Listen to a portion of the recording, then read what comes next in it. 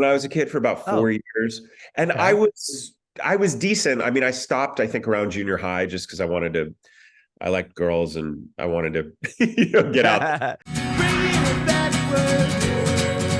Awesome. Well, yeah, this is about you and your journey in music. Obviously, you have a huge acting career, but I'm want to focus on your music career and obviously talk all about this album you just are going to put out.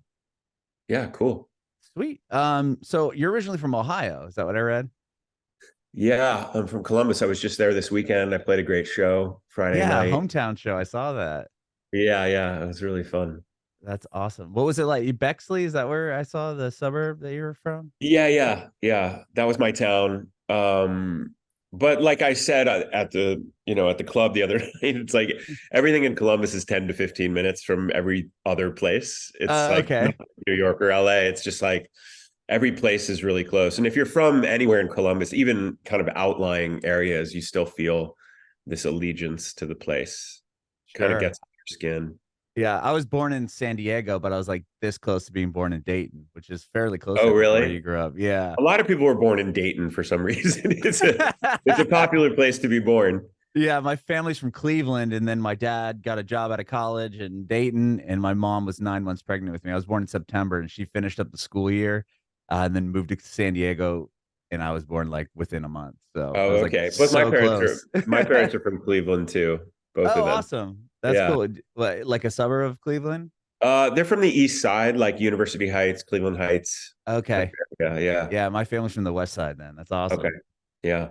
So Columbus, and what about music? Do you come from like a creative or musical household at all? Yeah, I come from a very creative house. I mean, my dad was a lawyer, my mom was a school teacher and then a guidance counselor. But my mom paints, my dad sculpts, Oh, they wow. they just always had this kind of side visual art thing going on, just as a, hobby.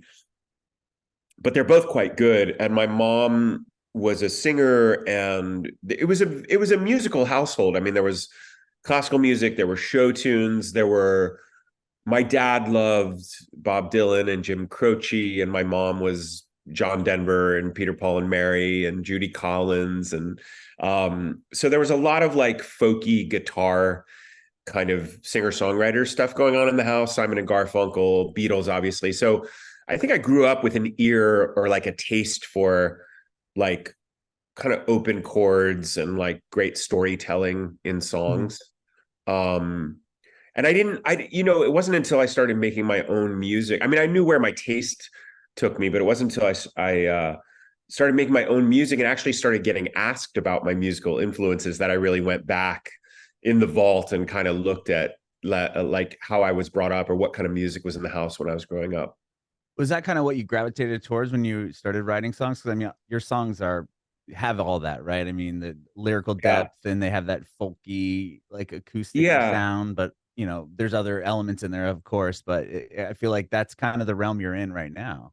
Yeah, and I think some of that is my taste. Like some of that is it's actually really it's a lot easier to put a story across like a 3 or 4 chord progression than it is to get funky. I don't know. There's Mhm. something the way I want to tell stories and songs is actually served by a more simple kind of acoustic palette. Mhm. But the other thing that I've realized, and this is I hope this is encouraging to new guitar players, is like if you learn a couple basic chords, like you can write thousands and thousands of songs. And in some ways, my limitations as a more novice songwriter actually served me in the kinds of stories I wanted to tell, if that makes sense. Kind of Yeah. three chords and a truth, country, folky, kind of Americana stuff is actually quite simple. If you hear a John Prine song, or you just look up the chords and it's like, oh, I know those chords. I knew those chords pretty quick. I mean, the art is, writing a song like John Prine, which like Sure. that's a whole different level of mastery. But at the same time, you can play a John Prine song like pretty quick when Mhm. you learn the basic chords. So I think in some ways my limitations ended up being a virtue of my songwriting, if that makes sense. No, 100%. Yeah, because I mean, if you look at a John Prine song, it comes to the lyrics and the melody, not so much like a shredding guitar part, right? It's just No, and I've standard. actually been heartened. Leonard Cohen started playing. He didn't start writing songs till his mid 30s. Like a lot of great. I have a friend who's a drummer and a producer in Woodstock, and he was like, some of my favorite songwriters can barely play their instrument. You know what I mean? Like I don't. And then you have people who are like absolute guitar virtuosos who are not good songwriters, who wouldn't even try to write songs. So I think that I definitely think of myself as a songwriter more than a guitar player. And I'm trying to get better and better at guitar, which I have. And I've now been playing about 6.5 years in earnest. But Mhm. I'm really my guitar playing is to kind of give the soil for my songs to sprout out of, rather than trying to do anything super fancy. Sure. Yeah, because you can tell the story and it's just putting the chords kind of to what the melody and obviously the Yeah, and words I of think it the can be lyrics. really affecting and moving, the more simple things can be. Like when I started writing songs with Ben Lee, who Uh-huh. you know, an Aussie songwriter, and I Yeah, learned a great. ton from him. And he used to say he really liked writing with me because my ear was like as a fan rather than a musician. Like I would always think, I don't want to hear, do I want to hear this or not? Like, Mm, I'm trying to make music like I would actually want to put on and re-listen to. And he said, when you've been doing it for a really long time, sometimes musicians start to get a little fancy, or they're kind of like trying to impress other musicians. sure. So like doing an unexpected thing, and he would do certain things, and I go, I don't know if I like that, and he'd be like, okay, we'll just get back to like a more simple way of things. But he actually appreciated it because it got him back to a more simple place. Yeah, and those are great albums that you guys did together. You Oh, did a couple thanks, albums. thanks. Yeah, I'm proud of those. Yeah, I really like those. You said you've been playing guitar, what? You said 6 years, but prior to about that, six years. were you in piano lessons or anything like that as a I played kid or? violin when I was a kid for about Oh, 4 years, and I okay. was I was decent. I mean, I stopped, I think, around junior high just because I liked girls and I wanted to get out. The Um, violin wasn't cutting it, I yeah, guess. violin wasn't going to help me. I should have switched. If I had any sense, I would have switched over to an acoustic guitar, and it could have helped me out. But I think when I started, I had some muscle memory of the left hand. You know, Mm, something of that from the violin really stuck. sure. The right hand, the strumming was what I really needed to work on and pick up, and the finger picking and all that. But I do think having a kind of uh, you know just some history with a string instrument was helpful. Sure. Yeah. I mean, being able to push the chords and move your hands is a huge piece of it. Yeah, yeah. Obviously acting has been a big part of your career. At what point were you, or like what kind of made you want to start songwriting or kind of pursuing that in the way you It have? was kind of a I mean, it's in some ways, I don't know if you read Elizabeth Gilbert's Big Magic. No, I haven't. Yeah, but it's a great book about creativity. I mean, it's kind of like your best, most creative friend giving you this great pep talk about being an artist. And one of the things she talks about is like following your curiosity Hmm. is like even better than following your passion. Because sometimes you don't know what you're passionate about, but you might be curious about something. And she got really curious about flowers. Like she wanted these big flowers. And she was like, where's this flower come from? She really was intrigued by this one flower. And then she started learning about like these flower wars in the 18th century and pirates and all this stuff having to do with transporting flowers, across oceans. And it Hmm. became a novel of hers called The Signature of All Things. And Ben was just a good friend of mine, and he thought that I would be a fun collaborator to write one song. So we wrote one song, and it was based on a melody that I had had in a dream that I croaked into my iPhone. Oh, It's wow. called Wider Spaces is the final song on our first record. Hmm. And then he said, let's write another song next week. So we got together, we wrote a song called Be Like the Being. And then the third time we got together to write songs, he said, let's make a record, you know? And That, so like the next thing I knew, we were just having such a fun collaboration that we wanted to keep going. So we made a record, and then we end up touring South America and Australia and different spots in the States. And suddenly I was in a band. It was very like I was just having fun with it. And then about halfway through, we did the whole first record like total co-collaboration on music and lyrics, but he was playing guitar and I wasn't. Mm-hmm. And then I picked up the guitar and I wrote a song. And he really liked it. And he said, you should play this at shows. So I started playing a song and he would do a song. We would each take our own kind of slot. And then people really liked it. And then I just got it in my head. Like, I want to write my own songs. Some of the songs I would come in with a chord progression or a lyrical idea, melodic idea, and they became Radnor and Lee songs. And a lot of them became my own songs. But it really was just, I started writing songs with Ben, and then I started writing songs by myself, and then I would play them for Ben, and I would get all this encouragement or little tips here and there. So I got to have this really equal partnership with a great songwriter, but I also got this like cool apprenticeship with a great songwriter, Sure. all at the same time. Yeah. And with like going up on a stage and playing your song and singing your songs for the first time, was that a lot different than, I know you've done, theater and big plays and stuff like that. Was it a different vibe? Like, okay, now I've got to go out. Like I've studied this. I know how I'm supposed to do this role in this show, but versus, okay, I got to go out here and do my own thing. Like, how are people going to receive this? Yeah, I would say like 50% of my skills from my other careers were directly transferable. Okay.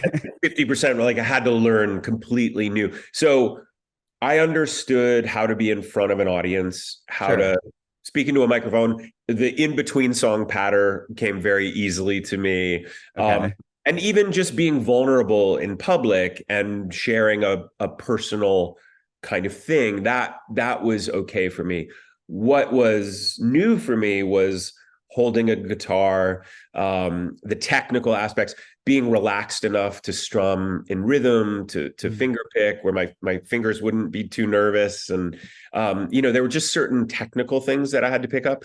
I remember my early Radnor and Lee shows with Ben. By the end of the show, my throat felt like it was closing up. Like I didn't know, I didn't understand. So, I mean, I'd always been a singer, but I really had to relearn or learn and, for the first time, certain things. And, at early in Radnor and Lee shows, I started playing guitar on a couple songs with Ben way earlier than I should have been playing for paying audiences. Okay. Just tell the sound guy, like, Ben's guitar way up, mine way down. And I would just be looking at Ben trying to match his strum.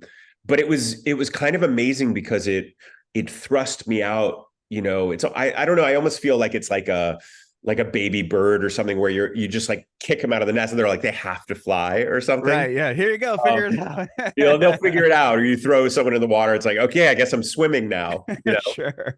Yeah. It was a little like that, but in a somewhat safe context. Yes, that's cool. And then you guys did a record, what, that you had to kind of pick up during the pandemic, or were you finished with the album and then you had to hold it? We finished it a couple months before the pandemic, and then it came out June of 2020, which was a really hard moment. There was so much going on from every angle, and we couldn't tour.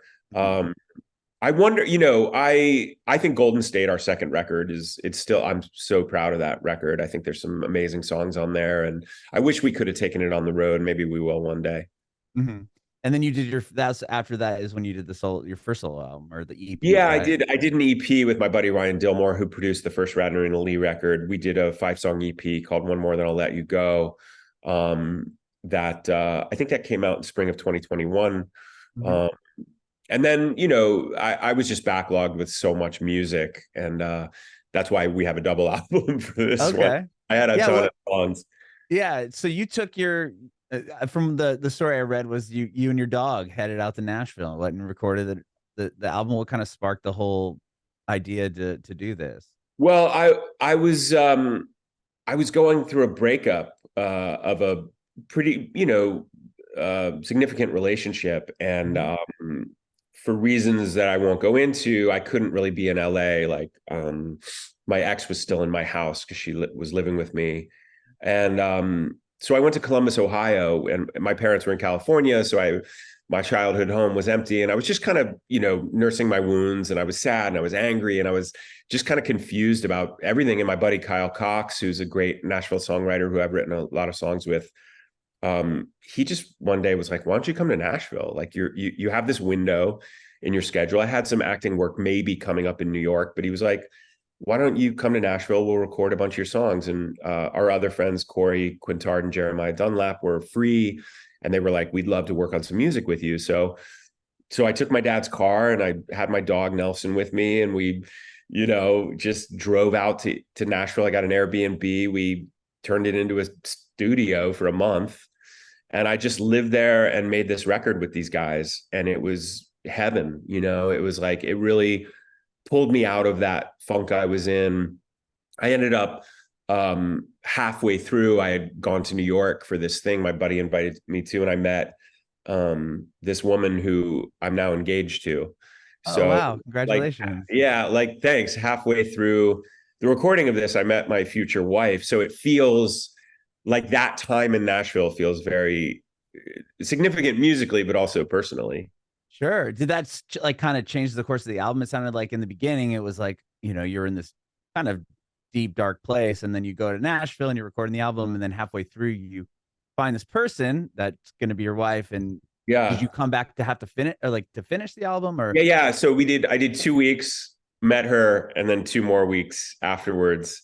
Well, we fell into a very, very deep kind of email, texting, phone call kind of, we didn't see each other again for about a month. And it was kind of like this time of, Victorian letter writing, kind of getting to know you. And she's a psychologist, and she specializes in the connection between love and death, and how a presence awareness of death among in romantic partnerships actually increases intimacy and connection. So I don't know that the album would have been called Eulogy had I not met her, because we were talking so much about mortality and about love. And at some point I just realized that the album, every song on the record, I could actually probably make a case for every song on the record, or almost every song, being a kind of elegy or eulogy for a part of myself that had served me up to a point, but was no longer necessary. These different kind of either masks we're wearing or different aspects of our personality that are more pronounced. And then, it's kind of the thing of like, once you're across the river, you can drop the canoe. Mm-hmm. So like a lot of these songs are about the canoe that helped me get somewhere. And then, they're kind of mini funerals. And I don't mean that in a morbid way. I mean that in a kind of like transformative way, that they were serving me. So yeah, death was in the air, the breakup of a relationship, but also rebirth, the start of a new one. Every death is kind of followed by a resurrection in some ways. Yeah, 100%. And I was going to say, because like even the most recent single, Learning, I can see where you're coming from with that. It could be about, a loss or a death, but it also has this positive, you're just saying, I'm learning this, I'm learning this, I'm still learning. And you're kind of going through these phases of your life. Yeah. And that song is towards the end of the record, because I kind of see the record as being a progression towards, in some ways, that song and the final song, 45, 46, they're more awakened songs, or there's more peace and acceptance and surrender in those songs than in the early songs on the record, which are, I would say, a little more conflicted. So there is a kind of narrative, like a sonic lyrical narrative running through. And Learning is, it's about learning to be sad and scared and lonely, and learning that it's okay to be these things, because I think a lot of us, especially men, are raised to fear and repress and deny certain emotions like those that can be seen as fragile or weak, or and I've found that like my true almost masculine strength lies in accepting and integrating those emotions rather than denying or repressing those. So it was really some of my songs are like they almost function as pep talks to myself. Like it's okay to be sad, it's okay to be scared, it's okay to be lonely, and in some ways you have to stage a rebellion against the cultural forces that told you it was not okay to feel those things. Yeah, and I love what you said, because it is like that. It's like you want to, as a a male, most of the time it's like, oh, rub some dirt in it, you're good, just keep moving Walk it forward, off. don't think about it. Yeah, Yeah. exactly, walk it off. And you're, yeah, super vulnerable in the song, just saying, hey, like, these things are okay. Yeah. Yeah. um Sorry, go ahead. I didn't mean to cut Oh you no, no. I off. just love, I don't know how to say that in a movie. I mean, I could say that in a movie on some level, but like as a 4 minute kind of exploration, it works really well. It's got a 3 act structure, Mhm. lonely, scared, sad, right? Like it kind of Yeah. goes through these different ways we try not to, or we were taught to not feel these things. And I just like having a storytelling form that you can say so much in 4 minutes, that can be really moving and kind of alter, hopefully, the course of someone's day. Yeah. I find that fascinating because you are, you can write films, and you're a screenwriter, and these other things that you have to write, what, a longer form thing, like if it's a television show or if it's a movie, being Yeah. able to kind of really get to, okay, I'm going to say all these things in 4 minutes. Or maybe you can write an idea that, like you said, oh, like, I want to be able to write a movie for this. It would make a good show or whatever, but I'm just going to be able to do it in a short form. Yeah. And in some ways, I kind of think because I have all these storytelling forms at my disposal at this point, I kind of think, okay, if I have an idea, is this a song? Is this a play? Is this a movie? Like they each have different, they do different things, Hmm. and they're useful in different ways depending on the material. So I kind of let the content dictate the form. I might get an idea. I mean, I've had some movie ideas or some bigger ideas that I think I haven't been able to crack it as like a movie or a play. And I think maybe that's a song. Like maybe just the central idea is a song, and I'll get something kind of crystalline out of that. Yeah. And yeah, you haven't put up the, like, really went into those yet. So it's like, okay, I have this idea. Maybe I'll do this, maybe I'll do that, but maybe it's a song. Yeah, and there's also something really satisfying about the fact that a movie, soup to nuts, if you get the financing, it's that's Yeah. a 2 year process. You know what I mean? Sure. Like by Yeah. the time you're actually ready to show people the final, but you can sit down with a co-writer or by yourself, and if you catch a wave with a song, you can have something that afternoon that you can lay down that you could actually release. Hmm. And there's something so satisfying if you like finishing things, which I really like finishing things. There's something so satisfying about songwriting because you can get it up into a kind of presentable shape really fast. Yeah. You don't have to get so many people involved, right? I mean, you and No, your you don't friends need an could go and army of people to tell yeah. the story of a song, but you definitely need an army of people to make a movie. Right. And nowadays, with the ability to record anywhere, I mean, it sounds like you record this whole thing in an Airbnb, right? It's not like you have to go get $100,000 studio a day rental. And No, although Jeremiah has so many tricks and toys that it's like a studio. I mean, he really tricked this place out. It was amazing. that's awesome. Yeah. Um, But volume two is much more like lo-fi acoustic kind of basement tapes. That was when Kyle's kids went to sleep. I just went over there and we kind of recorded a lot of it straight to tape. oh, wow. It's a much more like stripped down album than volume one. Okay. And with volume two, does it kind of continue the storyline, or is learning the end of volume one that you're There's going a to song put called out? Joshua 4546 that Okay. ends volume one. I would say I would have to I would have to work a little harder to prove there's a narrative to volume two. I think Okay. it starts with a really political, almost Woody Guthrie-esque song called "Don't Get Sick, This Is America." Um, Okay. and there's some relationship stuff. There's a song about mushrooms called the hero's dose. Like I think it's a little more of a ragtag group of songs, but I think it also um, they weren't like leftovers. They were I brought about, once we decided, okay, here's 23, 24 songs we really love and could go on either record, we kind of let the ones that the four of us agreed needed a little more, push or a little more production behind them. Mhm. Those ended up on volume one. So volume two are just like really sturdy songs that stood up to just me and a guitar and maybe some harmonica. Wow. Wow. Yeah. That's cool. I Yeah. really like the song on your first EP, the long, I love the High Road. That's probably my favorite one on the album or the EP. But Kiss the Morning, I love the intro. It has like this vinyl, like it's like this crackly, like you just put on a record sound to it. Yeah.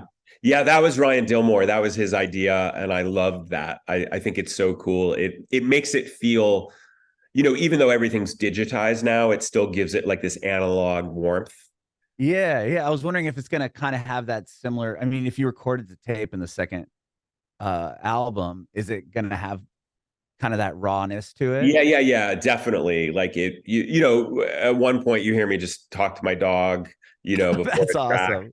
It's very like when I listen to it, I can feel the kind of low lighting hush of Kyle's house, when everyone been put to bed and we were just grabbing this time to record these songs. I love that. I love when artists release things like that where it's like you feel like you're just there while they're pushing record and just going Yeah, and for I it. sometimes feel like I have songwriters that I really love, and I might even hear them live, and I just hear them with their guitar, and I think it's magic, So, Mhm. and then I hear the record, and sometimes I think it's overproduced. I think like you almost can't hear how great the song is, or the vocal gets a little buried. And I wanted to. I always want to hear the demos. You know what I mean? Like I always want Same people to here. release. And then you hear, I heard this. I don't know if this is true, but I think it's true that Carole King Tapestry, which is one of my favorite records of all Uh-huh. time, that she did a demo and the record company loved it and they sent her into the studio and she did a whole, you know, she did the album, and then everyone agreed that the demos were better and that's what they released. Like that's what Tapestry is. Like it was the demos. Oh, You can fact check that. I could be totally wrong and maybe I made it, yeah. but I think it's true. But whenever I hear like Dylan bootlegs or basement Mhm. tapes or even Bon Iver, like that first record, just like, kind of feels like the best demos of all time. Right. I really Right. like that vibe. I really like a stripped down kind of maybe double some vocals, throw in, a little something like a, kick drum or something, but I really like spare production. So volume 2 is definitely that. That's awesome. Yeah, I love that as well. Like, I mean, the first album that I fell in love with when I was in early middle school was Dookie from Green Day, and they released this like 30-year, I don't know, I think it's 30-year anniversary, and they put out demos of like a lot of the early songs, and it's just like hearing them and how different they were, and I'm like, Yeah. wow, like I wish you would like. It's so cool to hear that now, 30 years later, like how it started, but. It's almost like I kind of like the demos of a lot of those songs Yeah, more now. yeah. I often find that. I often find that, Uh-huh. I don't know what it is. It's like there's something I almost trust it more because you can hear the voice and there's something more piercing that comes through when the Mhm. production is more spare for me. Yeah. Yeah, no, 100%. And I also have had other artists on here where they talk about, especially during, COVID and everything, when you couldn't go to a studio and work with a bunch of people, they would record a vocal track like in their closet or whatever on some cheap mic. And then they would use that on the recording because they try to go back into the studio and they just couldn't like get the same emotion out. It was like it became Oh just yeah. like, they're We doing it a did hundred times. on Red, which is the opening track of the Oh record. yeah. I love that We song.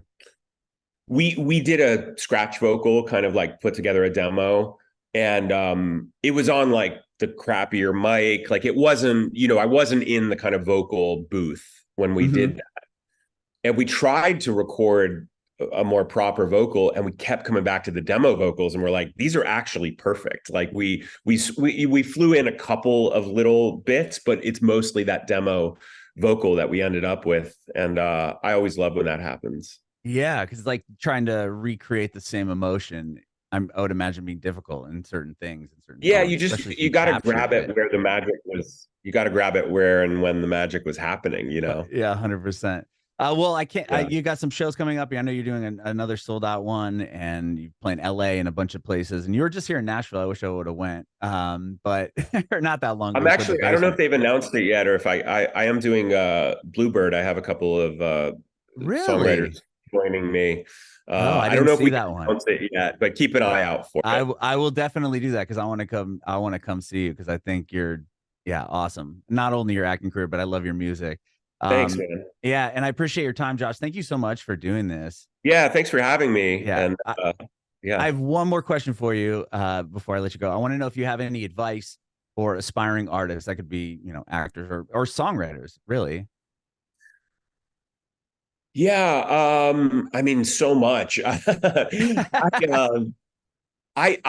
of the things I really like about being a creative person, especially when you've got your hooks in an idea, whether it's a song or just anything you might be writing, I think it's really cool when you like are out in the world and you just have this kind of antenna out, and you might be in line at the coffee shop and you'll hear someone say kind of a hilarious line of dialogue, or like hear someone say, like I read something that John Steinbeck wrote his son, who was in love with this girl who he didn't think loved him back, and his father said, "Don't worry about it. Nothing good gets away." I'm writing a song called "Nothing Good Gets Away" because it's like a great lyric. You know what I mean? Like, Yeah, I know. just when your antennas out and everything is usable in some ways, and it makes me feel. I wanted to have a not a clear demarcation line between my life and my work. Sometimes that can be unhealthy, but I think the healthier version is I'm a creative person. I'm always on the hunt for good ideas, good words, good inspiration, Hmm. So I think it's almost like keeping your eyes and your ears and your heart open just the moment you wake up, the moment you walk outside, like really paying attention to what's going on internally and externally. And it just feels like the universe kind of floats really fascinating stuff by you if you're listening and watching. Bringing it backward.